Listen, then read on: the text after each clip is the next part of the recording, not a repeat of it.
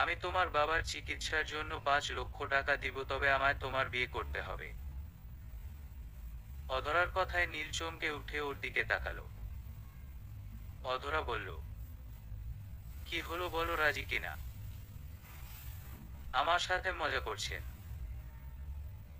No mister নীল, আমি যা বলছি সিরিয়াসলি বলছি। ভেবে দেখো, এই মুহূর্তে টাকার খুব দরকার তোমার। টাকা না পেলে তোমার বাবার চিকিৎসা হবে না। কিন্তু, কোনো কিন্তু না। হাতে সময় খুব কম, যা সিদ্ধান্ত নেবার এখনই নাও। অধরা হাসপাতাল থেকে চলে গেল। নীল সেখানে একটা চেয়ারে বসে পড়ল। বুঝতে পারছে না ওর এখন কি করা উচিত। নীল আর অধরার অনলাইনে পরিচয় হয়েছে মাস 3 ধরে। অধরার ওর স্বামী রাহুলের সাথে ডিভোর্স হয়েছে প্রায় 6 মাস হলো। ডিভোর্সের পর অধরা অনেক একা হয়ে গিয়েছিল, ঠিক সে সময় নীলের সাথে ওর পরিচয় হয়। নীলের সাথে কথা বলে অধরার বেশ ভালো লাগে। নীল অধরাকে অনেক সময় দিত, পাশাপাশি ওর অনেক কেয়ার করতে থাকে। অধরা নিজের সব কথা নীলের সাথে শেয়ার করে।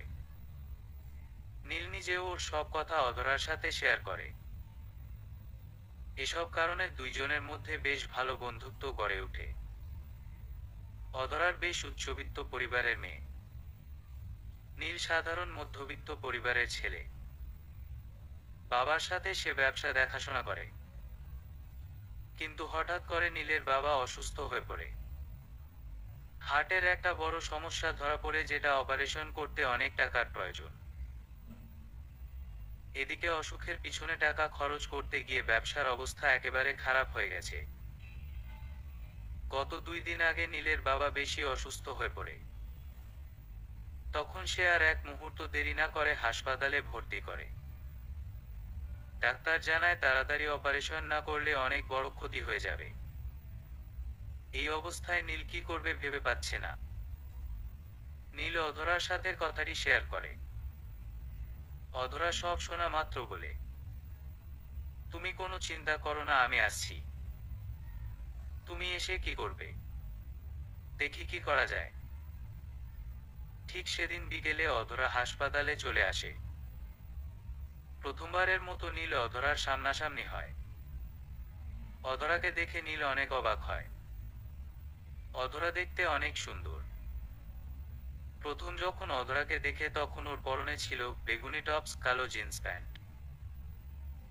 চোখে সানগ্লাস। অধরা ঠোঁটের নিচে কালো তিলের কারণে ওকে আরো বেশি সুন্দর লাগছে। নীল কিছুক্ষণ হা করে অধরার দিকে তাকিয়ে থাকে। অধরা তখন মুচকি হেসে বলে, এই যে মিস্টার, এভাবে কি দেখছেন? কিছু না। আঙ্কেল কই? ভিতরে নিয়ে চলো। নীল অধরাকে নিয়ে ওর বাবা মার সামনে যেতে লজ্জাবোধ করছিল, তারপরও বাধ্য হয়ে নিয়ে যায়। অধরা বেশ আদবের সহিত সবার সাথে কথাবার্তা বলে। তারপর নীলের সাথে বাইরে আসে, আর তখনই অধরা নীলকে বিয়ের প্রস্তাব দিয়ে বসে। অধরা হঠাৎ কেন এরকম করলো নীলের তা কিছুতেই বোধগম্য হচ্ছে না। নীল বসে ভাবছে সে আসলে কি করবে। এই মুহূর্তে টাকা না পেলে অনেক বড় ক্ষতি হতে পারে।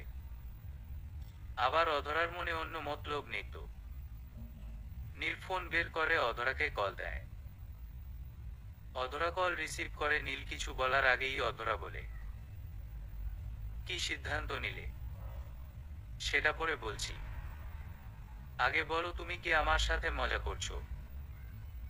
তুমি জানো নীল, মজা করা আমি পছন্দ করি না। আমি যা বলছি সিরিয়াসলি বলছি। তোমার হাতে সময় কম। আমার মধ্যে কি এমন দেখেছো যে কারণে আমায় বিয়ে করতে চাইছো? প্রতিটি মেয়ে তার প্রিয় মানুষের কাছে একটু ভালোবাসা, আদর, যত্ন আর সম্মান আশা করে। কিন্তু আমার স্বামীর কাছে থেকে কখনো এসব পাইনি। কিন্তু তোমার সাথে মিশে আমার যতটুকু মনে হয়েছে, স্বামী হিসেবে তোমার মতো কাউকে বেছে নেওয়া উচিত। এমনিতে তুমি আমায় কখনো বিয়ে করতে না, কারণ আমার গায়ে ডিভোর্সি ট্যাগ লাগানো। তাই আমি এটা করতে বাধ্য হলাম। সরি।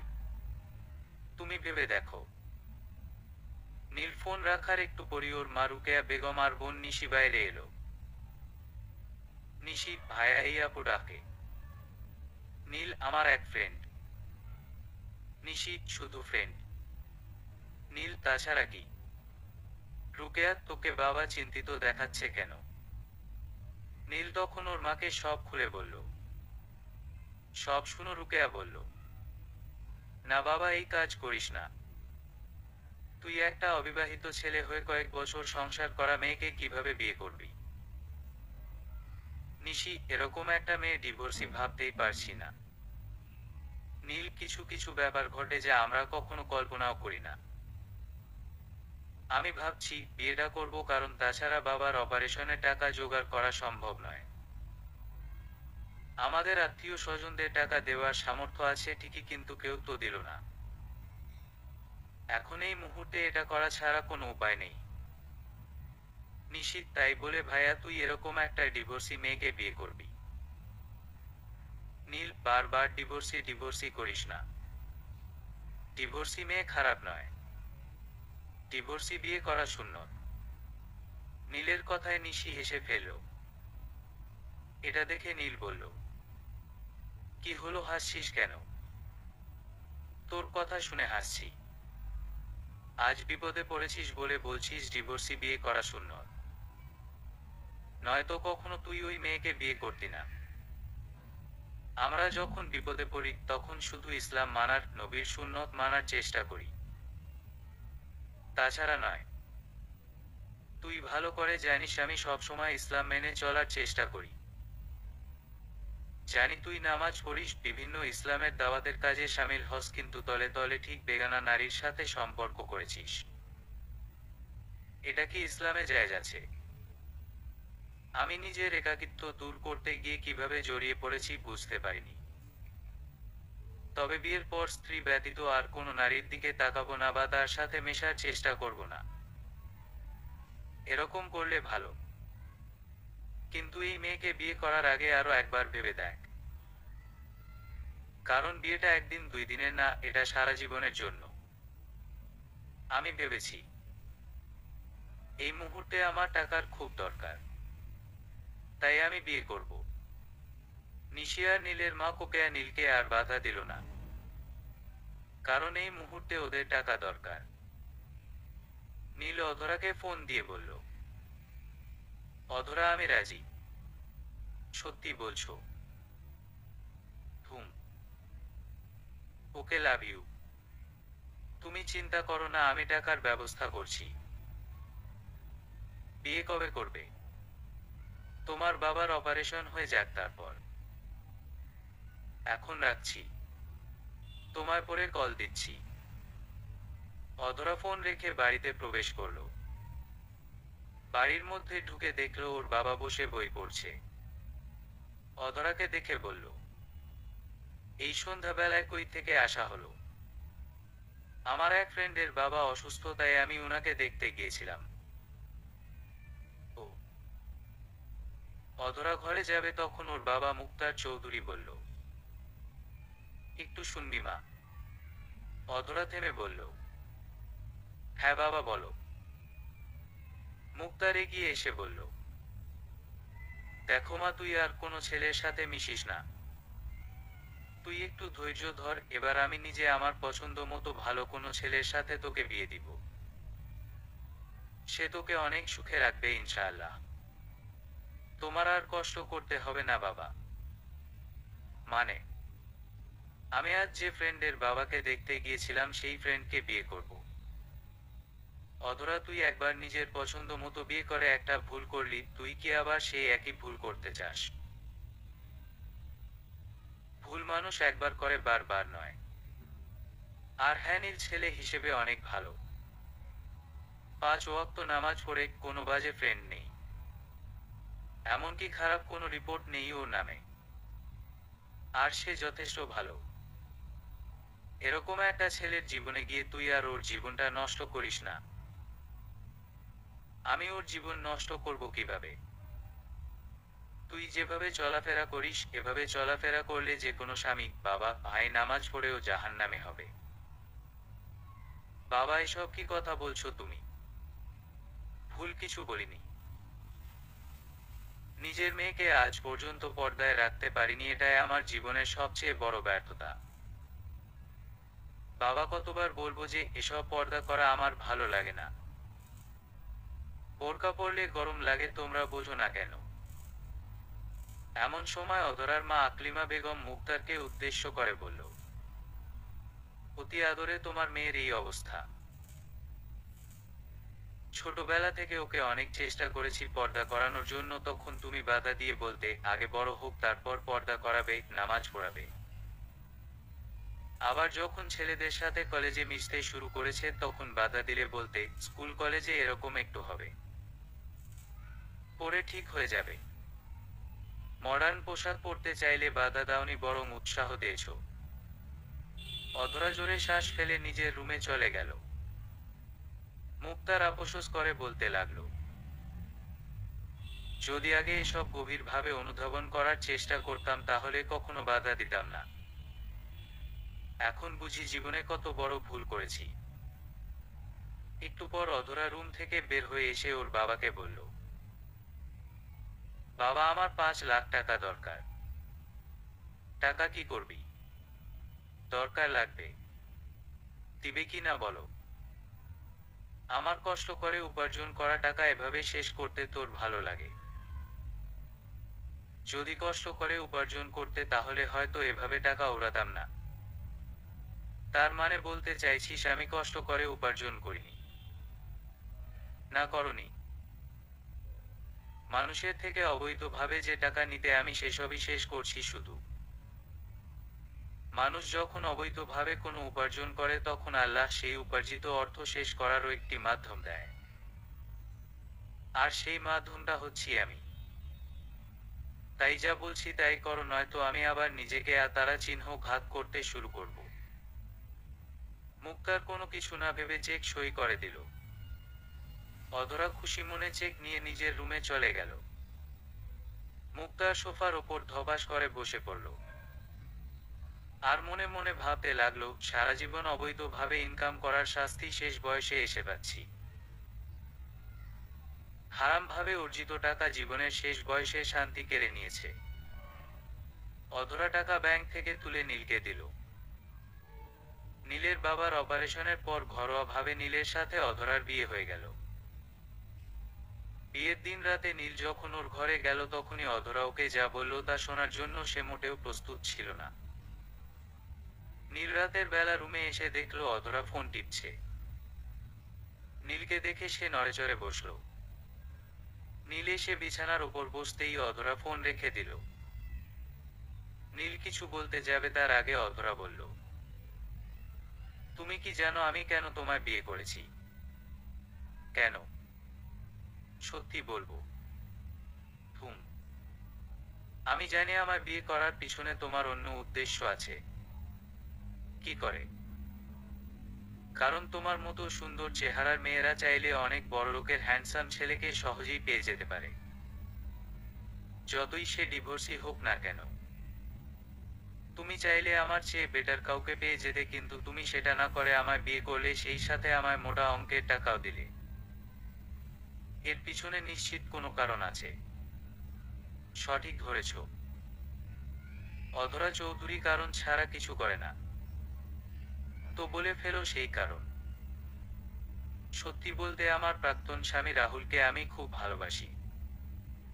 বিয়ের আগে আমাদের সম্পর্ক ছিল 6 মাসের। এরপর আমাদের ভালোবাসার পূর্ণতা পায় বিয়ের মাধ্যমে। আমার চলাফেরায় আধুনিকতা থাকলেও মোটামুটি ইসলাম সম্পর্কে আমার অনেকটা ধারণা ছিল। তাই আমাদের সম্পর্ক থাকলেও বিয়ের আগে কখনো ফিজিক্যাল রিলেশনে জড়াইনি। তবে রাহুল বারবার এটা করার জন্য চাপ দিত। আমি রাজি হইনি। মা আমায় সব সময় ইসলামিক শিক্ষা দিতে চেয়েছে, কিন্তু বাবার কারণে সেই শিক্ষা নেওয়া সম্ভব হয়নি।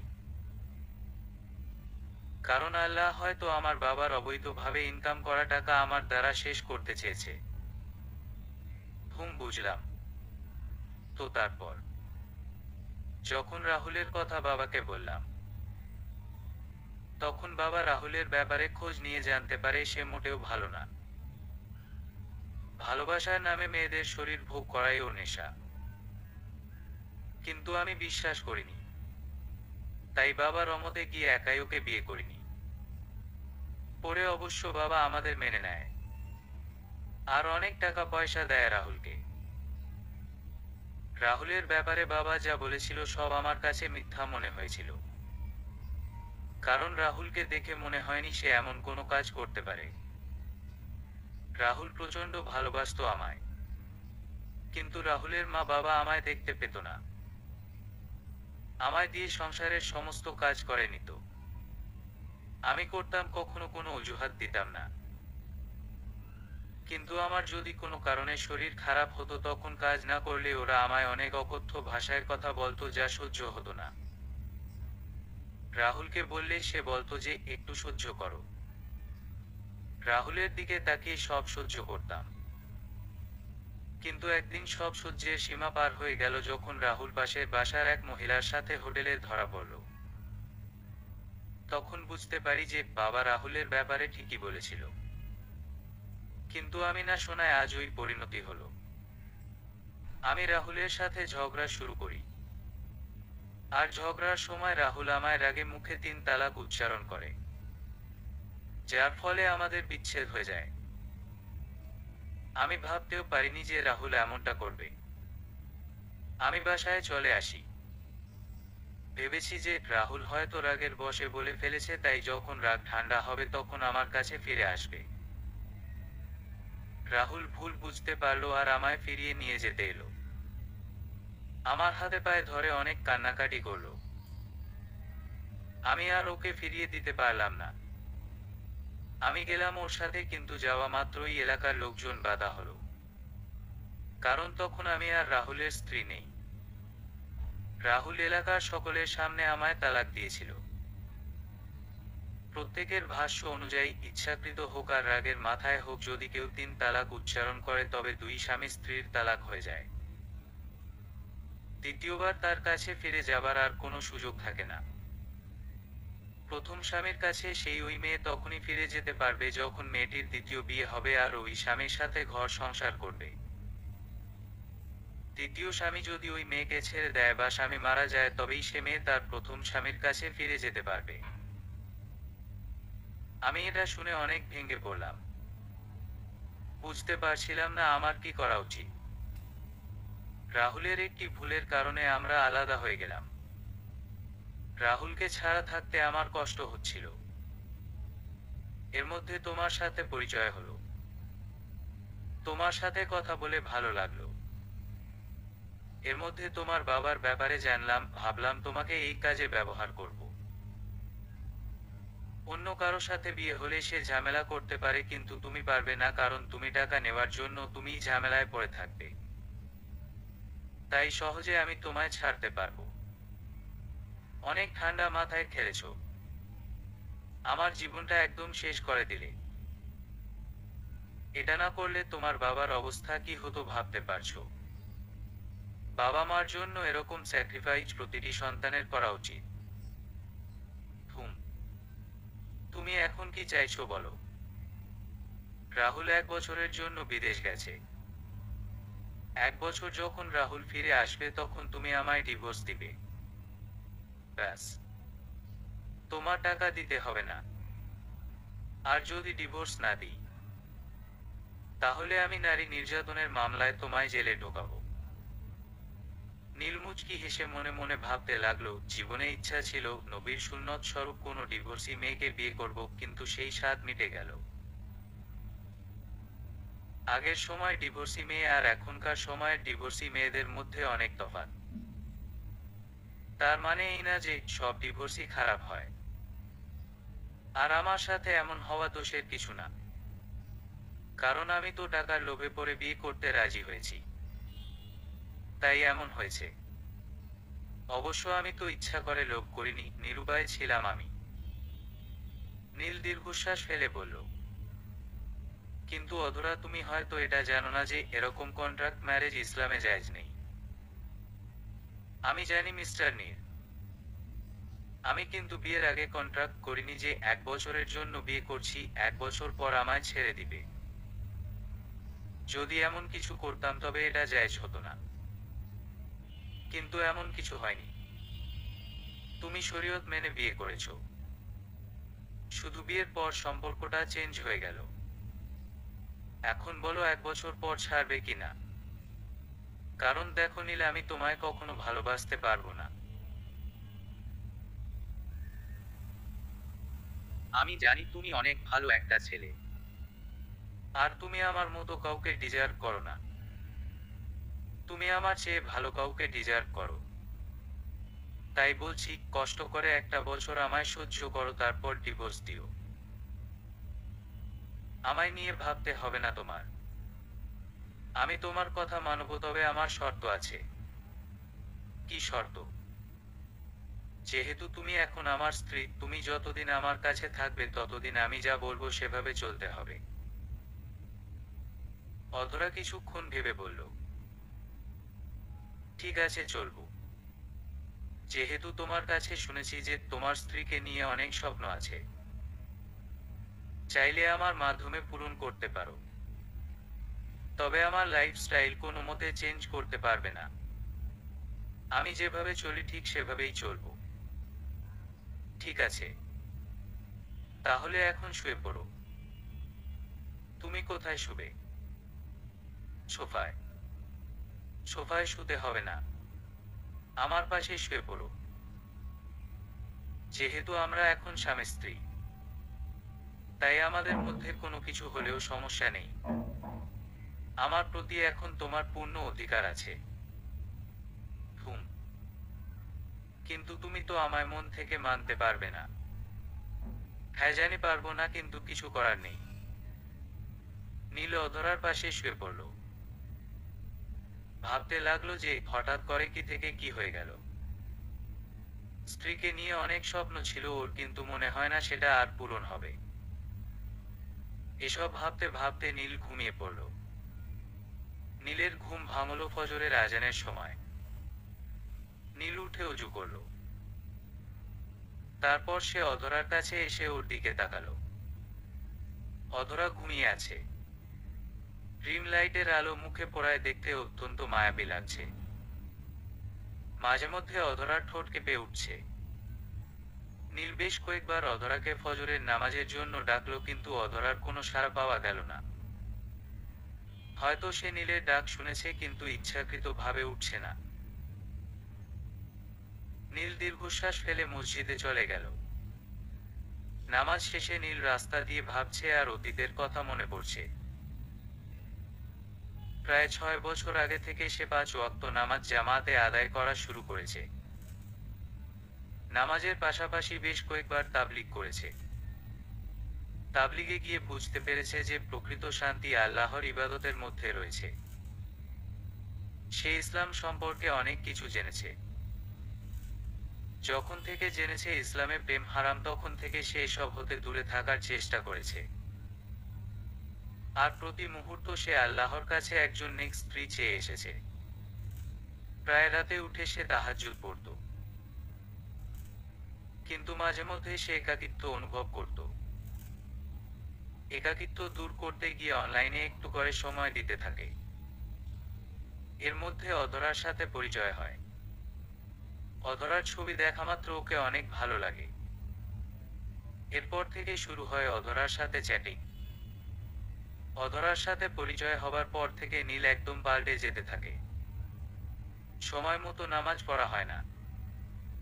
5 ওয়াক্ত নামাজের মধ্যে 3 ওয়াক্ত ঠিক মতো আদায় হয় না। অর্ধেক রাত পর্যন্ত অধরার সাথে চ্যাটিংয়ে ব্যস্ত থাকায় ফজরের সময় ঘুমিয়ে কেটে যেত। এভাবে চলতে চলতে আজ এই পথে। নীল ভাবছে, সত্যি হারামে আরাম নেই। হারামের পরিণতি সবসময় এরকমই হয়। আজ যদি অধরার সাথে পরিচয় না হতো তাহলে সে ইসলামের পথ হতে সরে যেত না। হয়তো ওদের জীবনে এত বড় বিপদ আসতো না। যখন থেকে নীল ইসলামের পথ হতে সরে আসতে শুরু করেছে তখন থেকে একের পর এক ওদের জীবনে বিপদ আসতে শুরু করেছে। যদি এমন হারামে জড়িয়ে না যেত তাহলে হয়তো আল্লাহ এই বিপদগুলো সহজে পার করে দিত। কিন্তু এসব ভেবে এখন কোনো কাজ নেই। নিজের কৃতকর্মের জন্য ক্ষমা চাইতে হবে, আর সামনের দিকে এগিয়ে যেতে হবে। কারণ এখন নীলের জীবনে অনেক কঠিন একটি পরীক্ষা রয়েছে। কারণ সে যেভাবে চলতে চায় অধরা সেরকম মেয়ে নয়। নীল কি পারবে অধরাকে পরিবর্তন করতে? নীল বাসায় এসে দেখলো ওর বোন নিশি উঠান ঝাড়ু দিচ্ছে। নীলকে দেখে নিশি বলল, তোর বউ এখনো ঘুমাচ্ছে? ঘুম, নামাজে যাওয়ার সময় ডাকিসনি ওকে? ডেকেছিলাম কিন্তু উঠেনি। আমার কেন জানি ওই মেয়েকে স্বাভাবিক মনে হচ্ছে না। সে কেন শুধু শুধু এতগুলো টাকা দিয়ে আমাদের মতো পরিবারে এসে বিয়ে বসবে? ওর মতো বড়লোক বাবার সুন্দরী মেয়ে চাইলেই যে কোনো ছেলেকে বিয়ে করতে পারে, হোক না ডিভোর্সি। নিশ্চিত ওর মতলব খারাপ। নীল নিশির কথা শুনে ভাবতে লাগলো, ও আবার কোনোভাবে অধরার উদ্দেশ্য বুঝতে পারল না তো। নীলকে চুপ থাকতে দেখে নিশি বলল, কোনো কথা বলছিস না কেন? না এমনি। ওর উদ্দেশ্য আর কি থাকবে বল, আগের স্বামীর কাছে অবহেলা পেয়েছে। আমি ওকে কেয়ার করেছিলাম, ওর কথাগুলো মনোযোগ দিয়ে শুনতাম, ওকে বুঝতাম, তাই সে আমায় ভালোবেসে ফেলেছে। যতই বল ভাই, বিশ্বাস হয় না। তোর ওর কথায় রাজি হওয়া উচিত হয়নি। রাজি না হলে বাবার চিকিৎসা করতাম কি করে? আমাদের তো সাহায্য করার মতো কেউ নেই। ওর মনে যাই থাকুক না কেন, এই সময় যে অধরা আমাদের পাশে দাঁড়িয়েছে এটাই অনেক। ঘুম। নীল নিশির সাথে কথা শেষ করে নিজের ঘরে এসে দেখলো অধরা তখনও ঘুমাচ্ছে। নীল অধরার দিকে একবার তাকিয়ে চেয়ার নিয়ে বসলো। এমন সময় অধরা নিজে গা মোছাতে মোছাতে উঠে বসলো। তারপর বলল, আমার চা কই? মানে, বুঝো না নাকি? চা কই চা? ঘুম থেকে উঠার পর চা না খেলে আমার মাথা ব্যথা করে। তুমি উঠে ফ্রেশ হয়ে নাও, বোন চা করে দিচ্ছে। ঠিক আছে, উঠছি। তবে আজকের পর থেকে যেন আমি ঘুম থেকে উঠার পরই চা পাই।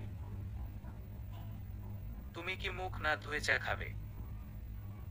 অধরা নীলের দিকে চোখ পাকিয়ে তাকালো। নীল বলল, এভাবে তাকাও কেন? আমি ছোটবেলা থেকে এমন করি। ঘুম থেকে উঠে আগে চাই খাই, তারপর যখন ঘুমের রেশ কেটে যায় তখন যাই ফ্রেশ হতে। বড়লোকদের ব্যাপার বোঝা অনেক কঠিন। অধরা ভেঞ্চি কেটে ওয়াশরুমে গেল ফ্রেশ হবার জন্য। তারপর সকলে মিলে নাস্তা করতে বসলো। নীলের বাবা মিরাজুল ইসলাম অধরাকে বলল, মা, তোমার এখানে থাকতে কোনো অসুবিধা হয়নি তো? কারণ এমন পরিবেশের সাথে হয়তো মানিয়ে নিতে অসুবিধা হচ্ছে। অধরা, না বাবা, কোনো অসুবিধা হয়নি। আর আমি সবকিছুর সাথে মানিয়ে নিতে পারি। এটা নিয়ে চিন্তা করবেন না। মিরাজুল, তাহলে তো খুব ভালো মা। নীলের মা কোকে আর নিশির দিকে তাকিয়ে বলল, তোকে বলছিলাম না, তুই বৌমাকে যেমনটা ভাবছিস বৌমা সেরকম না। অধরা নিশির দিকে তাকিয়ে বলল, তুমি আমায় খারাপ ভেবেছিলে বুঝি? নিশি কোনো কথা না বলে নিজের ঘরে চলে গেল। রুকেয়া হেসে বলল, ওর এমন ব্যবহারে কিছু মনে করো না। ও একটু ঘাটতারা স্বভাবের। না মা, কিছু মনে করিনি। খাওয়া শেষ করে অধরা রুমে এসে ফোন নিয়ে বসলো। মেসেজে সে রাহুলের সাথে কথা বলতে লাগলো।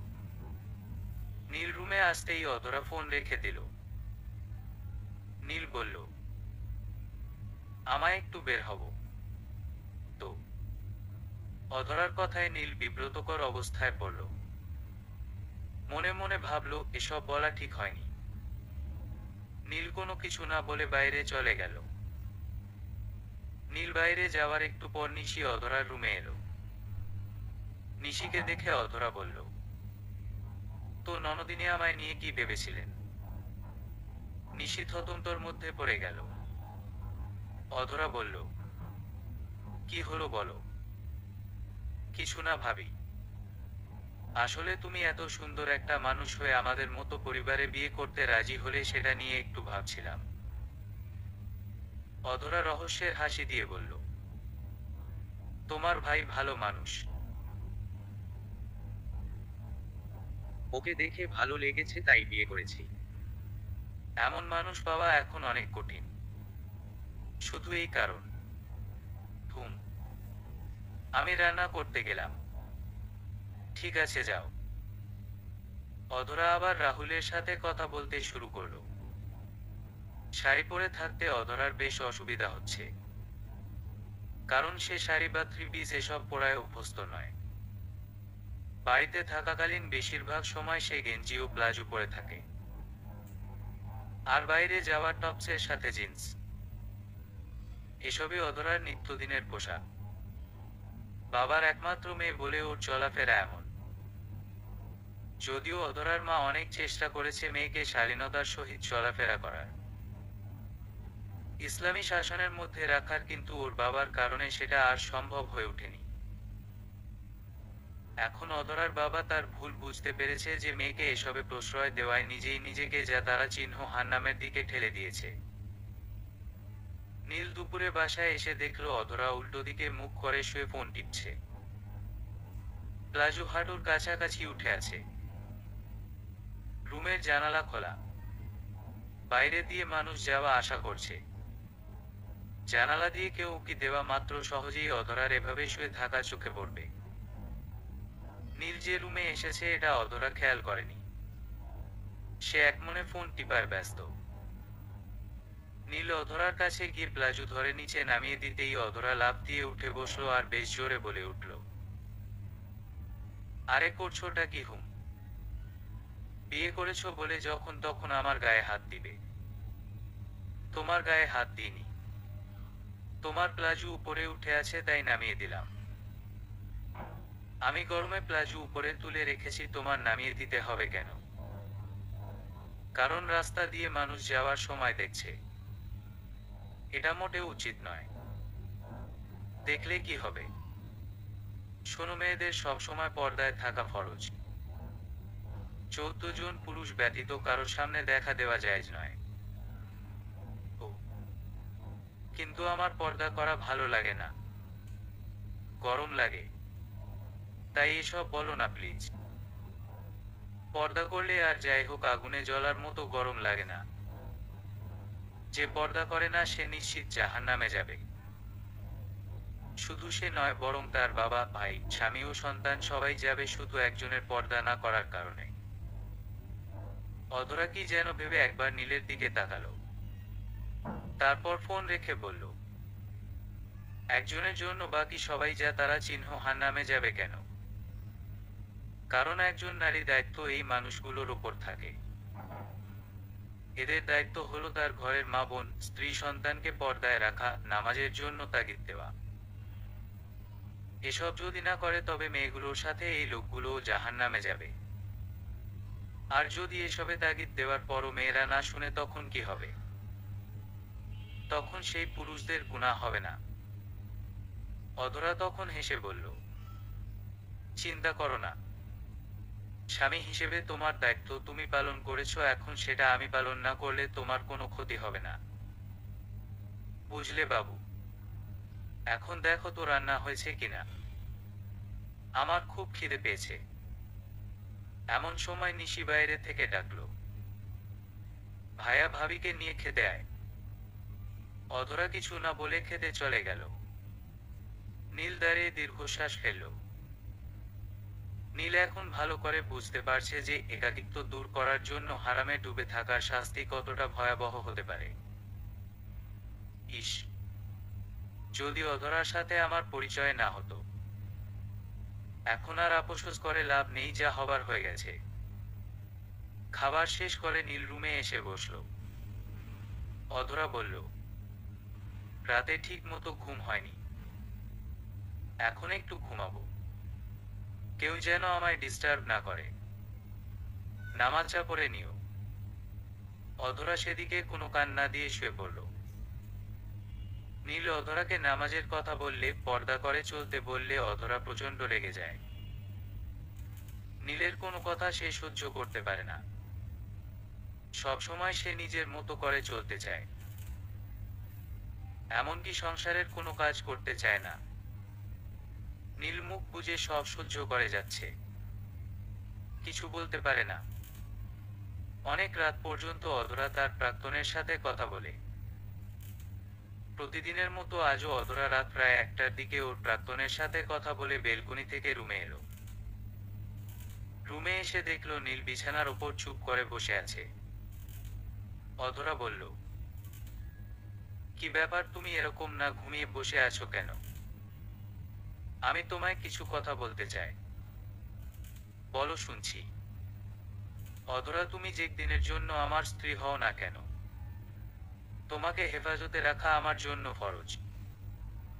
স্বামী থাকার পরও পরপুরুষের সাথে কথা বলা কোনো মেয়ের জন্য ঠিক না। এর গুনাহ অনেক ভয়াবহ। সে কিন্তু আমার প্রাক্তন, আর আমার শেষ গন্তব্য কিন্তু তার কাছেই হবে।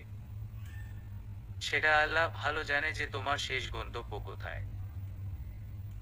আমি জানি তুমি তাকে অনেক ভালোবাসো, কিন্তু তোমার এই ভালোবাসা যেন তোমায় জাহান্নামের দিকে ঠেলে না দেয়। বার কেন আমায় এসব বলনি? কারণ আমি তোমায় ভালোবাসি, সেজন্য। আর কোনো মানুষই তার ভালোবাসার মানুষকে জাহান্নামের দিকে যেতে দিবে না। আমাদের বিয়ের খুব বেশি দিন হয়নি, এমনকি আমি তোমায় অবহেলা ছাড়া কিছু করি না, তারপরও আমায় ভালোবাসো। আর এটাও জানো আমি তোমার কাছে সামান্য কিছুদিনের অতিথি মাত্র। আজ আছি, কাল নেই। তুমি জানতে অধরা, আমার সব ভালোবাসা আমার স্ত্রীর জন্য রেখেছি। যেহেতু তুমি আমার স্ত্রী, তাই আমার সবটা দিয়ে শুধু তোমায় ভালোবাসি। অধরা চুপ করে কিছুক্ষণ নীলের দিকে তাকিয়ে রইল। তারপর দীর্ঘশ্বাস ফেলে বলল, যখন তোমার সাথে কথা বলতাম তখন মনে হতো তুমি খুব ভালো। আজ সেটার প্রমাণ পেলাম। যাই হোক, তুমি বেশি আশা করো না, কষ্ট পাবে। আমায় নিয়ে ভেবো না অধরা, একবার নিজেকে নিয়ে ভাবো। আমি যে এসব বলি সব তোমার ভালোর জন্য। ঘুম। অনেক রাত হয়েছে, শুয়ে পড়ো। অধরা শুয়ে পড়ল। ফজরের সময় নীলের ঘুম ভাঙল। ঘুম থেকে উঠে নীল অজু করে অধরার দিকে তাকালো। সে ঘুমিয়ে আছে। মুখের ওপর চুলগুলো এলোমেলো হয়ে ছড়িয়ে আছে। প্রতিদিন ফজরে নীল অধরাকে নামাজের জন্য ডাকে, কিন্তু অধরা সাড়া দেয় না। নীল ভাবলো, আজ একটু অন্যভাবে ডেকে দেখি। নীল অধরার কাছে বসে ওর হাতে হাত রেখে মাথা হাত বুলিয়ে দিতে দিতে অধরার নাম ধরে ডাকতে লাগলো। কয়েকবার ডাকার পর অধরা ঘুমের মধ্যে বলল, ডাকছো কেন? কি হয়েছে? আজান দিয়েছে, উঠো, নামাজ পড়বে। অধরা চোখ খুলে বলল, প্রতিদিন কেন এভাবে আমায় ডিস্টার্ব করো? তুমি নামাজ পড়ো গিয়ে। অধরা, আমি ডাকছি তোমায় তোমার রবের জন্য, যিনি তোমায় সৃষ্টি করেছেন, আর একদিন তার কাছে আমাদের ফিরে যেতে হবে। নীলের কথা কেন জানি অধরার কলিজায় গিয়ে লাগলো। নীল মুচকি হেসে বলল, আমার দেরি হয়ে যাচ্ছে, আমি গেলাম। নীল চলে গেল। নীলের কথা অধরার মাথার মধ্যে ঘুরপাক করতে লাগলো, কিন্তু সে নামাজ পড়ল না। কিন্তু সকাল থেকে অধরার খারাপ লাগছে। মনের মধ্যে এক অজানা অশান্তি শুরু হয়েছে নীলের কথা শোনার পর থেকে। মনে মনে ভাবছে, নীল তো ঠিকই বলেছে, একদিন তো আমাদের রবের কাছে ফিরে যেতে হবে। তখন যদি আমার কাছে নামাজের হিসেব চায়, তাহলে তা কিভাবে দিব? জীবনে কত নামাজ কাজা করেছি, তার কোনো হিসেব নেই। এখনো কেউ একজন নামাজের জন্য এত তাগিদ দিচ্ছে, তারপর আমি পড়ছি না। এখন যদি হঠাৎ মারা যায়, তাহলে তো সঙ্গে কিছুই নিয়ে যেতে পারবো না, নিজের পাপ ছাড়া। এমন সময় অধরার ফোনে মেসেজ এলো। মেসেজে রাহুল লিখেছে, জান, আমার না তোমাকে খুব দেখতে ইচ্ছা করছে। অধরা রিপ্লাই দিল, আমায় তো প্রতিদিন ভিডিও কলে দেখছই। এই দেখা সে দেখা নয়। আমি তোমায় খোলামেলা ভাবে দেখতে চাই, যেভাবে তুমি আমার কাছে ধরা দিতে। এবার অধরা কিছুটা রেগে গিয়ে বলল, আচ্ছা রাহুল, তুমি কি এসব ছাড়া আর কিছু ভাবতে পারো না? সব সময় এসব নিয়ে কথা বলো, আবার এখন আমায় খোলামেলা ভাবে দেখতে চাইছো। বুঝেছি, আমায় দেখাবে কেন? এখন তো তোমার সবকিছু ওই নীল নিয়ে নিচ্ছে। যাও, ওকে সব দাও। বাজে কথা বলবে না রাহুল। নীলের সম্পূর্ণ অধিকার আছে আমাকে স্পর্শ করার। আর নীল তোমার মতো আমার সাথে যখন তখন এসব করে না। সে আমার অনুমতি ব্যতীত স্পর্শ করে না। ওয়াও, তার মানে বলতে চাইছো আমি খারাপ? আর আমায় খারাপ তো বলবেই এখন যে আরেকজনকে পেয়ে গেছো। আমি তো খারাপ হয়ে গেছি। দেখো রাহুল, আমি তোমার কারণে নীলকে বিয়ে করতে বাধ্য হয়েছি। তুমি যদি আমায় তালাক না দিতে তাহলে ওকে বিয়ে করে ওর জীবনটা নষ্ট করতাম না। আমি তো তোমার কাছে ফিরে যাব, কিন্তু ওর জীবন একেবারে এলোমেলো হয়ে যাবে বিনা কারণে। বা পরপুরুষকে নিয়ে ভালোই ভাবতে শিখেছো। নীল পরপুরুষ নয়। পরপুরুষ হলে তুমি। এখন রাখছি, আমার ভালো লাগছে না। অধরা ফোন রেখে মাথা হাত দিয়ে বসে রইল। রাহুলের ওপর প্রচন্ড তারা চিহ্ন হচ্ছে ওর। অধরা ভেবেছিল রাহুল পাল্টে গেছে, কিন্তু না, সে আগের মতোই রয়ে গেছে। অধরার রাহুলের সাথে সম্পর্ক শুরু পর থেকে রাহুল অধরাকে শারীরিক সম্পর্কের জন্য চাপ দিত, কিন্তু অধরা রাজি না হওয়ায় রাহুল শর্ত দেয়, আমার সাথে যৌন আলাপ করতে, নয়তো সম্পর্ক শেষ করে দিব। এই কথায় অধরা সম্পর্ক নষ্টের ভয় পায়, কারণ সে রাহুলকে পাগলের মতো ভালোবাসে। আর এটাও ভাবে যে মেসেজে ফোনে এসব করলে তো আর কোনো কিছু হবে না। তাই সে রাজি হয়। কিন্তু রাহুল বেশিরভাগ সময় এসব ছাড়া অন্য কোনো কথা বলতো না। অধরার কোনো কারণে মন খারাপ থাকলেও রাহুল তা বুঝতে চাইতো না, সব সময় নিজের মতো করে কথা বলতো। এভাবে চলতে চলতে রাহুলের সাথে অধরার বিয়ে হলো। বিয়ের পর রাহুল যখন তখন অধরার সাথে মিলিত হতো। অধরা কিছু বললে বলতো, তোমায় ভালোবাসি বলেই তো তোমার কাছে আসি। ভালো না বাসলে কি আসতাম? আমার কিন্তু সব সময় এসব ভালো লাগে না। আমার ভালো লাগে। আমার ভালো লাগার কি দাম নেই তোমার কাছে? অধরা আর কিছু বলতো না। অধরা যখন অসুস্থ হয়ে যায় তখনই রাহুল অধরাকে ছাড়তো না। একবার অসুস্থ হওয়ার কারণে সে বাসায় চলে আসে, আর এই সুযোগে রাহুল অন্য নারীর সাথে ধরা পড়ে। যে কারণে আজ এই অবস্থা। অধরা খাটের সাথে হেলান দিয়ে শুয়ে আছে। অধরার চোখ থেকে পানি পড়ছে। এমন সময় নিশি অধরার রুমে এলো। নিশিকে দেখে অধরা ওর চোখ মুছল।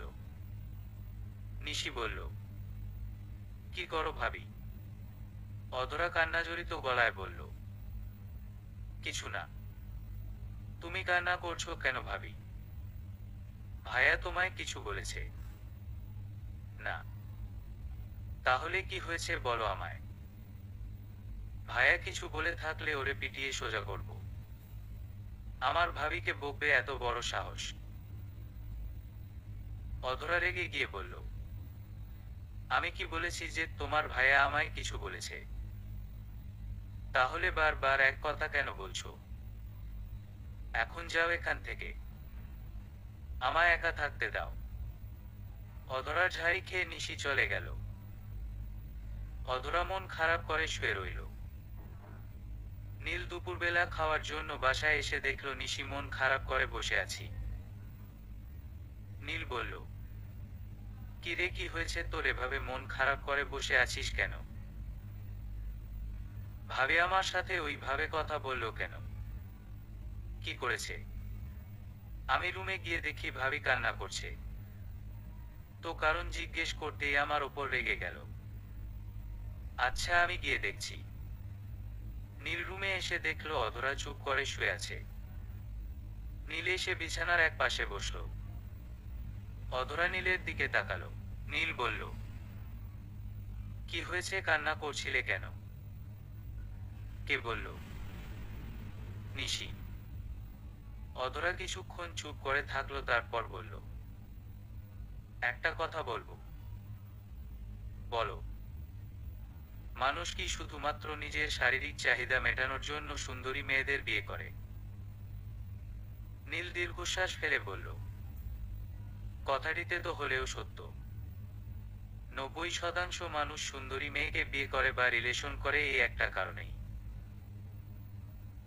আচ্ছা, এটা ছাড়াও যে একটা মেয়ের মন বলে কিছু আছে, সেটা কি ওরা বোঝে না? হয়তো বা না। আপোসোস।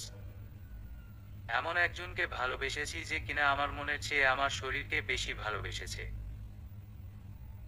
যখন শরীর পাওয়া বন্ধ করেছে আর তখনই অন্য কারো মাঝে নিজের সুখ খুঁজে নিয়েছে। তোমার প্রাক্তন স্বামীর কথা বলছো নিশ্চয়? হুমম। তারপরও তার কাছে ফিরে যেতে চাইছো? কি করব বলো, আমি তো তাকে ভালোবাসি। কিন্তু সে মনে হয় না তোমায় ভালোবাসে। যদি ভালোবাসতো তাহলে এমন করতো না। তোমার অবর্তমানে অন্য নারীর মাঝে নিজের সুখ খুঁজে নিত না। অধরা আর নিজেকে ধরে রাখতে পারল না। কান্না করে দিল। নীল অধরার চোখ মুছে দিল। আর বলল, কান্না করো না। এখন খাবে, চলো। আমার খেতে ইচ্ছা করছে না, তুমি খাও গিয়ে। আমি খাইয়ে দিব। অধরা নীলের দিকে তাকালো। কিছু বলল না। নীল বলল, তুমি বসো, আমি খাবার আনছি। নীল রুম থেকে চলে গেল। একটু পর খাবারের প্লেট হাতে রুমে এলো। অধরা খেতে না চাইলেও নীল এক প্রকার জোর করে অধরাকে খাইয়ে দিতে লাগলো। নীল বলল, তোমার প্রাক্তনের সাথে কিছু হয়েছে? হুম। কি হয়েছে? অধরা সবকিছু খুলে বলল।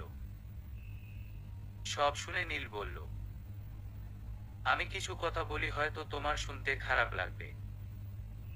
সে আগে যেমন করেছে এখন ওর কাছে ফিরে গেলেও সে ওই একই কাজ করবে। সে তোমায় ভালোবেসেছে শুধু সৌন্দর্যের জন্য, এছাড়া কিছু নয়। কারণ তোমার মতো মেয়েকে সব পুরুষ সহজে পায় না। তুমি কিন্তু সহজে পেয়েছো। ঘুম পেয়েছি কিছুদিনের জন্য। তুমি কি সুন্দরী মেয়েকে বিয়ে করতে চাইতে না? সত্যি বলবে? ঘুম চাইতাম। কারণ আমরা তো সবাই সুন্দরের পূজারী। সৌন্দর্য ব্যতীত কিছু ভাবতে পারি না। কিন্তু বুঝতে পারি না যে গোলাপ গাছে শুধু গোলাপ নয়, কাঁটাও আছে। একটু অসতর্ক হয়ে ধরতে গেলে হাতে বিঁধে যাবে। তুমি কি কথাটি আমায় উদ্দেশ্য করে বললে? হুম। দেখো অধরা, আমি সব সময় চেয়েছি আমার জীবনসঙ্গী হিসেবে যে আসবে সেই হবে আমার জীবনে প্রথম ও শেষ একজন মানুষ। কিন্তু আমার জীবনে যে তুমি কিছুদিনের অতিথি হয়ে আসবে তা কখনো ভাবতে পারিনি। যদি আগে তোমার উদ্দেশ্য জানতাম তাহলে কখনো বিয়ে করতাম না। আমার বিয়ে না করলে হয়তো টাকার অভাবে তোমার বাবা বাঁচাতে পারতে না। হুম। কিন্তু আমি একটা কথা বলবো, রাখবে? বলো। তুমি যেহেতু আমার কাছে 1 বছরের মতো স্ত্রী হয়ে থাকবে, তাই আমি চাই এই 1 বছর তুমি আমার মতো করে চলবে। আমার স্ত্রীকে নিয়ে আমার যে স্বপ্ন, আমি সবকিছু তোমার মাধ্যমে পূরণ করতে চাই। ঠিক আছে? তবে আমার চলাফেরায় পরিবর্তন আনতে পারবে না। তোমার যেমন ইচ্ছা। আর একটা কথা। কি? নিশিকে দেখে রাগী মনে হলেও সে কিন্তু অনেক মিশুক। তাই ওর সাথে তারা চিহ্ন রাব ব্যবহার করো না। ঠিক আছে, করব না। ওর সাথে মিশে দেখো, তোমার কখনো একা লাগবে না। হুম। এখন রেস্ট নাও। আমি কাজে যাব। নীল যাওয়ার আগে অধরার কপালে একটা চুমু দিয়ে বলল, আমার ইচ্ছাগুলোর মধ্যে এটিও কিন্তু একটি। অধরা কেমন যেন ঘোরের মধ্যে পড়ে গেল। নীল বলল, কোনো কিছু নিয়ে টেনশন করো না, পারলে নামাজটা পড়ে নিও, মনের অশান্তি দূর হয়ে যাবে। আসি থাকো। নীল চলে গেল। অধরা নীলের যাওয়ার পথে তাকিয়ে রইল। অধরা আবার ফজরের সময় বলা নীলের কথাটি ভাবতে লাগলো, একদিন সবাইকে রবের কাছে ফিরে যেতে হবে।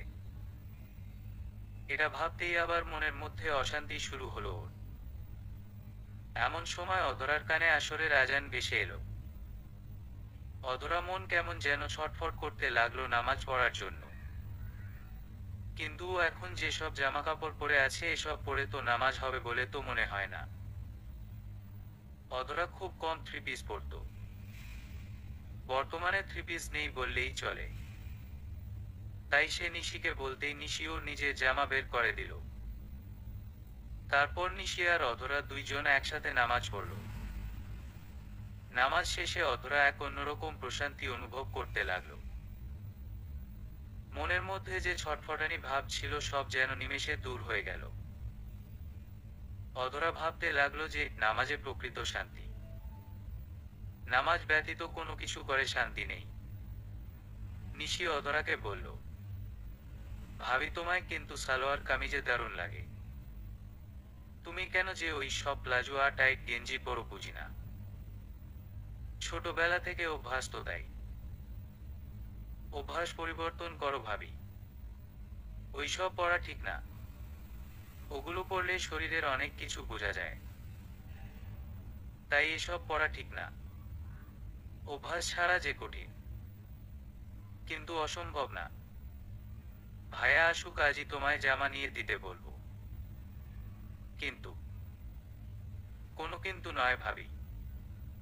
আজ থেকে আর এসব পড়তে দিব না। অধরা দীর্ঘশ্বাস ফেলল। রাতে নীল বাসায় এসে অধরাকে সাধারণ জামা পরা অবস্থায় দেখে বলল, বাহ, এভাবে তো তোমায় অনেক সুন্দর লাগছে। কেন যে তুমি ওসব পরো? সত্যি সুন্দর লাগছে নাকি এমনি বলছো যাতে আমি আর না পড়ি? আমি সত্যি বলছি অধরা। নিজেকে তুমি যতটা ডেকে রাখবে তোমায় তত বেশি সুন্দর লাগবে। নীলের এই কথা শুনে অধরা দীর্ঘশ্বাস ফেলল। তারপর বলল, কিন্তু রাহুল বলতো মডার্ন ড্রেসে নাকি আমায় অনেক সুন্দর লাগে। এসবে একদম খ্যাত খাত লাগে। আসলে যার মন মানসিকতা যেমন সে নারীদের সেরকম ভাবে দেখতে চায়। শত শত মডার্ন নারীকে দেখে ওর অভ্যাস, তার চোখে কি আর পর্দাশীল নারী ভালো লাগবে? অধরা কোনো জবাব দিল না। নীল ফ্রেশ হয়ে এসে অধরার কাছে বসে ওর সাথে গল্প করতে লাগলো। সারাদিন কাজে কি কি করেছে সব বলতে লাগলো। নীলের কথায় অধরার বেশ বিরক্ত লাগছে। নীল সেটা কিছুটা আন্দাজ করতে পেরেছে। তাই সে একদম চুপ হয়ে গেল। এমন সময় আবার অধরার ফোন বেজে উঠল। নীল বলল, রাহুল বোধ হয় কল করেছে। কথা বলো, আমি বাইরে গেলাম। এই বলে নীল চলে গেল। অধরার ইচ্ছা করছে না রাহুলের ফোন ধরার, কিন্তু বারবার ফোন দিতে থাকায় বাধ্য হয়ে অধরা ফোন দিয়ে করা গলায় বলল, কি হয়েছে, এত ফোন দিচ্ছ কেন? সরি অধরা, তখন আমার মাথা ঠিক ছিল না, তাই কি বলতে কি বলে ফেলেছি বুঝতে পারিনি। এবারের মতো মাফ করে দাও প্লিজ। তুমি প্রত্যেকবার একই কথা বলো। এবার আর বলবো। প্লিজ জান, মাফ করে দাও। আর হ্যাঁ, আমি 1 বছর পর না, আমি আর মাত্র 4 মাস পরে আসবো। তুমি রেডি থেকো। কেমন এত তাড়াতাড়ি কেন? বিদেশ ভালো লাগছে না, তাই ভাবছি দেশে বিজনেস করব। দেশে বিজনেস করবে তো টাকা কোথায় পাবে? তোমার বাবা মা কি আর টাকা দিবে? বাবা মা না দিলে তুমি তো আছো। আমি যদি নীলের সংসার ছেড়ে যদি তোমার কাছে যাই না, তাহলে বাবা আমায় আর কিচ্ছু দিবে না।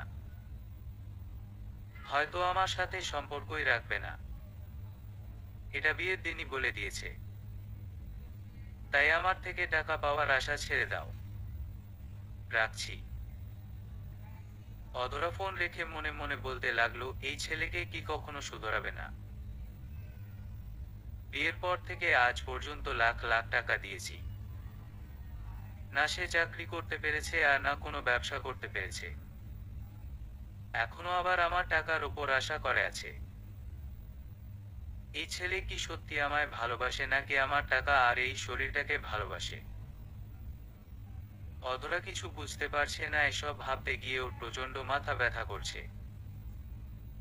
এমন সময় নিশি এসে বলল, ভাবি আজান দিচ্ছে, নামাজ পড়বে না?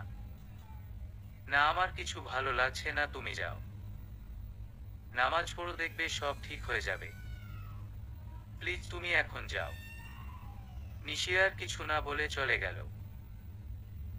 অধরা ভাবতে লাগলো, নীলের পরিবার কত ভালো, কখনো ওর সাথে কোনো কিছু নিয়ে বাজে ব্যবহার করেনি, উল্টো নিজের মেয়ের মতো ভালোবাসে।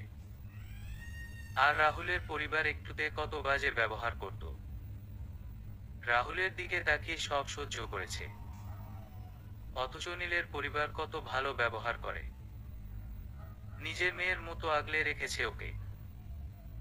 এমন একটা পরিবার ফেলে কি রাহুলের কাছে আবার ফিরে যাওয়া ঠিক হবে? ওদের স্বভাব তো এখনো পাল্টেনি। রাহুলের এখনো টাকার প্রতি লোভ আছে, আর শরীরের কথা নাই বা বললাম, ওখানে গেলে তো আবার সেই আগের মতো অবস্থা হবে। অধরা কি করবে ভাবতে পারছে না। এসব ভাবতে ভাবতে ওর প্রচন্ড মাথা ব্যথা উঠল। অধরার মাথা ব্যথা উঠলে সে কিছুতেই তা সহ্য করতে পারে না। অধরা ব্যথায় হাত দিয়ে মাথা ধরে দাঁতে দাঁত চেপে কান্না করতে লাগলো। এমন সময় নীল ঘরে এসে অধরার এই অবস্থা দেখে দৌড়ে অধরার কাছে এসে বলল, অধরা, কি হয়েছে তোমার? এমন করছো কেন? অধরা দাঁতে দাঁত চাপা অবস্থায় বলল, প্রচন্ড মাথা ব্যথা করছে, প্লিজ কিছু করো। নীল তাড়াতাড়ি দৌড়ে বাইরে গেল ঔষধ আনতে। কিছুক্ষণের মধ্যে একটা ঔষধ এনে অধরাকে খাইয়ে দিল। তারপর অধরার পাশে বসে ওর মাথা টিপে দিতে লাগলো। বেশ কিছুক্ষণ পর অধরার ব্যথা অনেকটা কমে গেল। নীল তখনও অধরার মাথা টিপে দিচ্ছে। অধরা ভাবতে লাগলো, নীল কত সুন্দর আমার কেয়ার করে, অথচ রাহুল আমায় অসুস্থ হতে দেখলে আমার ওপর বিরক্ত হয়ে যেত। অধরা নীলের দিকে তাকিয়ে আছে। অধরাকে তাকিয়ে থাকতে দেখে বলল, এখন কেমন লাগছে? ব্যথা অনেকটা কমে গেছে? আচ্ছা, এখন খেতে চলো। খেতে ইচ্ছা করছে না? আমি খাইয়ে দিব। অধরা মাথা নেড়ে হ্যাঁ জবাব দিল। নীল খাবার এনে অধরাকে খাইয়ে দিতে দিতে অনেক গল্প করলো। নীল বলতে লাগলো, জানো অধরা, আমার ব্যবসার অবস্থা অনেক ভালো হয়েছে। কয়েক মাসের মধ্যে আমি তোমার মোহরানা টাকা সহ তোমার দেওয়া 5 লাখ টাকা ফেরত দিব। এই কথা শুনে অধরা অবাক হয়ে বলল, ফেরত দিবে কেন? ওইটা তো আমি এমনি দিয়েছি। কিন্তু তুমি যেদিন দিয়েছিলে সেদিন আমি এটা ধার হিসেবে নিয়েছি। তুমি রাহুলের কাছে যাওয়ার আগে আমি তোমায় ফেরত দিব, চিন্তা করো না। আর যদি রাহুলের কাছে ফিরে না যায় তো? আমি জানি তুমি চলে যাবে, কারণ নারী প্রথম ভালোবাসা আর প্রথম স্পর্শ কখনো ভুলতে পারে না। আমি যত বেশি ভালোবাসি না কেন তবু তার কথা তোমার মনে পড়বে। অধরা কিছুক্ষণ চুপ থেকে বলল, তাহলে ধরে নিয়েছো যে আমি রাহুলের কাছে চলে যাব? হুম। কারণ রাহুল তোমার প্রথম ভালোবাসা। সে যদি অপরাধী করুক না কেন, সে ভালোবাসার দাবি নিয়ে তোমার কাছে ফিরে এলে কখনো না করতে পারো না। এটা ঠিক বলেছো। হুম। রাহুল অন্য নারী সহ ধরা পড়েছিল, তারপরও তুমি তার কাছে যেতে চাইছো কারণ তুমি তাকে প্রচন্ড ভালোবাসো। কিন্তু যদি বাবা মার পছন্দে বিয়ে করতে, তাহলে তোমার সেই স্বামী এই একই কাজ করলে কখনো তার কাছে ফিরে যেতে চাইতে না, উল্টো ঘৃণা করতে। কারণ তার সাথে তোমার রাহুলের মতো বোঝাপড়া থাকতো না। অনেক কিছু বুঝো দেখছি। হুম। আচ্ছা, যদি থেকে যায় তোমার কাছে রাখবে না? কোনো মানুষই তার প্রথম স্ত্রীকে ছাড়তে চায় না। এমনকি প্রথম স্ত্রীর মতো আর কাউকে ভালোবাসতে পারে না তার সেই স্ত্রী যদি খারাপও হয় তবুও। তারপরও যদি সেই প্রথম স্ত্রী ওই পুরুষের জীবনের প্রথম নারী হয় তাহলে তো কথাই নেই। সে সর্বস্ব দিয়ে সেই নারীকে ভালোবাসে। তার মানে তুমি আমায় ভালোবাসো? নীল মুচকি হেসে মাথা নাড়িয়ে হ্যাঁ জবাব দিল। অধরা দীর্ঘশ্বাস ফেলে রাহুলের সব কথা শেয়ার করল। সব শুনে নীল বলল, রাহুল আগে যা করেছে এবারও তাই করবে। যদি ওর কাছে ফিরে যাও তাহলে আবার আগের মতো অবস্থায় পড়বে। তাহলে এখন কি করব? তুমি ভেবে দেখো। নীল উঠে হাত ধুতে চলে গেল। রাতে নীল ঘুমিয়ে আছে। অধরা নীলকে দেখছে আর ভাবছে, নীলের মতো মানুষকে যে জীবনে পাবে সে সবচেয়ে সুখী। মানুষটা কত কেয়ারিং। রাতে যখন নীল তাহাজ্জুদ পড়ার জন্য উঠল তখন দেখলো অধরা ঘুমিয়ে আছে। কি যেন ভেবে নীল অধরার কপালে চুমু দিয়ে ওর দিকে না তাকিয়ে চলে গেল। অধরা চোখ খুলে মুচকি হাসল। নীল তাহাজ্জুদ পড়ে অনেকক্ষণ ধরে মোনাজাত করছে। অধরা নীলকে দেখছে আর ভাবছে, কে সবচেয়ে উত্তম, যে সব সময় দুনিয়া নিয়ে পড়ে থাকে সে নাকি দুনিয়া ও আখিরাতে চিন্তা করে সে। সেদিন থেকে অধরা রাহুলের সাথে কথা বলা অনেকটা বন্ধ করে দেয়। অধরা নিজেকে পাল্টাতে শুরু করে। নীলের দেখা দেখি সে 5 ওয়াক্ত নামাজ নিয়মিত পড়তে শুরু করেছে। অবসর সময় নিশি অধরাকে হাদিসি বই পড়ে শোনায়। দুইজন মিলে রান্না করে। ফজরের পর অধরা নীলের সাথে হাঁটতে বের হয়। আবার দিন শেষে নীল যখন বাসায় আসে তখন ফ্রেশ হয়ে সে অধরার সাথে অনেক গল্প করে। অধরা বুঝতে পারে যে দুনিয়াতে যে যৌনতা ব্যতীত অনেক কিছু আছে সেটা নীলকে না দেখলে বুঝতে পারত না। দেখতে দেখতে সময় চলে আসে। নীল একদিন একটা ব্যাগ অধরার হাতে দিয়ে বলে, এটাতে তোমার মোহরানা সহ 5 লাখ টাকা আছে। গুনে দেখো ঠিক আছে কিনা। এটা শুনে অধরার মন অনেক খারাপ হয়ে গেল। অধরা বলল, তুমি কি সত্যি আমায় তাড়িয়ে দিবে? আমি তো রাখতে চেয়েছি, তুমি তো থাকবে না। যদি থেকে যাই তাহলে রাখবো। অধরা মুচকি হাসল। এর মধ্যে রাহুল দেশে ফিরে এসেছে আর সে অধরাকে বলছে দেখা করার জন্য। অধরা সমস্ত ব্যাগপত্র গুছিয়ে নীলের সাথে কোনো কথা না বলে চলে গেল। নীলের ইচ্ছা হচ্ছিল অধরাকে আটকাতে, কিন্তু কথায় আছে যে থাকতে চায় না তাকে জোর করে রাখা যায় না। কিন্তু একটা ব্যাপার ভেবে নীলের ভালো লাগছে যে অধরা আর আগের মতো নেই, সে 5 ওয়াক্ত নামাজ পড়ে আবার পর্দা করে। কিন্তু ভয় হচ্ছে আবার যেন সে আগের মতো না হয়ে যায়। অধরা এক পার্কের মধ্যে এসে দেখল রাহুল বসে আছে। সে রাহুলের সামনে আসতে একদম রাহুল হা করে ওর দিকে তাকালো। রাহুল অধরাকে একদম চিনতে পারছে না। গায়ে কালো বোরকা, হাত পা সব একদম ঢেকে রাখা, চোখ ব্যতীত আর কিছু দেখা যাচ্ছে না। এটা দেখে রাহুল হাসতে লাগলো। অধরা বলল, কি ব্যাপার, হাসছো কেন? জোকারের মতো এসব কি পড়েছ? এই কথা শোনা মাত্র অধরার মাথা গরম হয়ে গেল। অধরা বলল, তার মানে তোর সামনে অর্ধউতারা চিহ্ন লঙ্ঘ হয়ে আসা উচিত ছিল, তাই না? এমন তুই তোকারি করছো কেন? কারণ তুই এরকম ব্যবহারের যোগ্য। ও আচ্ছা আচ্ছা, তুমি তো এখন নীলকে পেয়ে গেছো তাই আমার সাথে এই ব্যবহার। আসলে নিজের জন্য আফসোস হয় যে তোর মতো একজনকে ভালোবেসেছিলাম, যে কিনা তার স্ত্রীকে সকলের সামনে সস্তা পণ্যের মতো তুলে ধরে, স্ত্রীকে পণ্যের মতো ভোগ করে। কখনো বুঝে দেখিসনি যে আমার মন বলে কিছু একটা আছে? ঘরে স্ত্রী থাকার সত্ত্বেও পরনারীর সাথে হোটেলে যাস। তোর মতো কুলাঙ্গারের সাথে যে না বুঝে বিয়ে করেছিলাম, এটা ছিল জীবনের সবচেয়ে বড় ভুল। ও ভালোই মগজ ধোলাই করেছে নীল তোমার। সে আমার চোখ খুলে দিয়েছে। মানুষের শেষ ঠিকানা কোথায় সেটা সম্পর্কে অবগত করেছে। তোর কাছে থাকলে দুনিয়া আখিরাত দুটোই শেষ করতাম। হয়তো জীবনে এমন কোনো ভালো কাজ করেছিলাম যে কারণে আজ আমি নীলের মতো মানুষকে স্বামী হিসেবে পেয়েছি। এই বলে অধরা ওর হাতে থাকা ব্যাগ রাহুলের দিকে ছুঁড়ে মেরে বলল, এটাতে তোর দেওয়া সব জিনিস আছে। আজকের পর থেকে আমার সামনে আসার চেষ্টা করবি না। এই বলে অধরা চলে আসতে যাচ্ছিল তখন রাহুল বলে উঠল, আরে দেশে কি মেয়ের অভাব নাকি যে তোর মতো অন্যের ব্যবহার করা জিনিস ফেরত নিব। অধরা এটা সহ্য করতে না পেরে রাহুলের দিকে ঘুরে ওর মুখে থুতু দিল। অধরা তার ছেলের হাসি দিয়ে ওর সামনে থেকে চলে এলো। নীলের প্রচন্ড মন খারাপ অধরার জন্য। এতদিনে সে অনেক ভালোবেসে ফেলেছে অধরাকে। রাতে বাসায় ঢুকতেই বিরিয়ানির গন্ধ নাকে এলো।